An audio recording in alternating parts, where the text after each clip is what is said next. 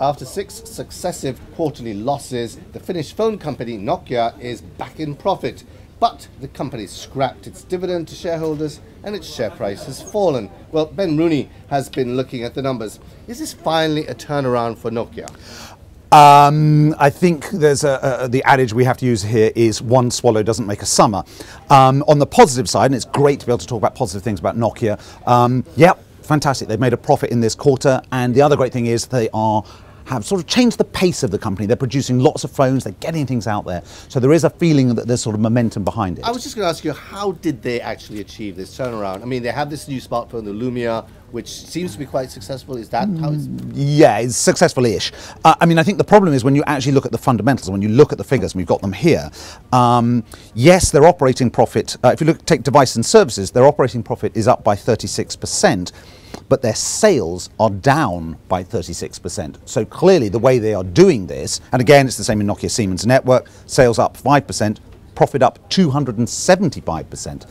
They're extracting a huge amount of cost out of the business. So they're not growing the business, they're just cutting massively. But they've been for some time now, they've been basically trying to, sell off assets. They sold the Virtu line, which is the ones covered in diamonds. The bling-tastic phone. The bling-tastic phone. Yeah. They even sold their company headquarters outside Helsinki and then leased it back. Yeah. So, I mean, it's possible to be too negative as well. I mean, all of those things are great things to do because, the new CEO, or he's been in office for a while now, Stephen Elop, has done is extracted a huge amount of cost. Essentially, he's shrunk the company. Now, he's had to do this because, remember, this was the world's largest mobile phone maker. It is no longer the world's largest mobile phone maker. So you can't have a company that big that isn't making those sort of sales. He had to do this. Okay, so how do they move forward from this point?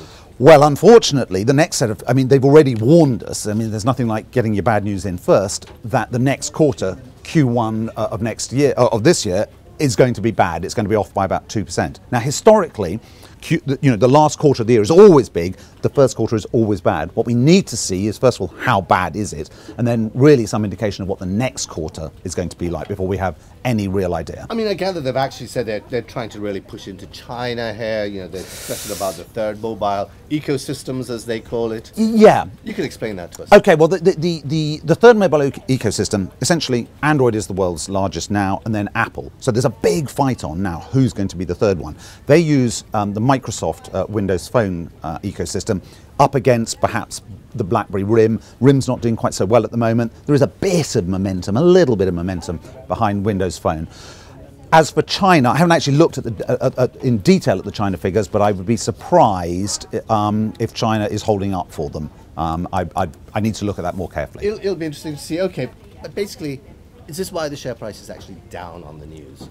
Well, the report? Yeah. I mean, I think that if you cut your dividend, that's never a great sign. It's now, why would you buy? There's now less reason to buy the share. The fundamentals.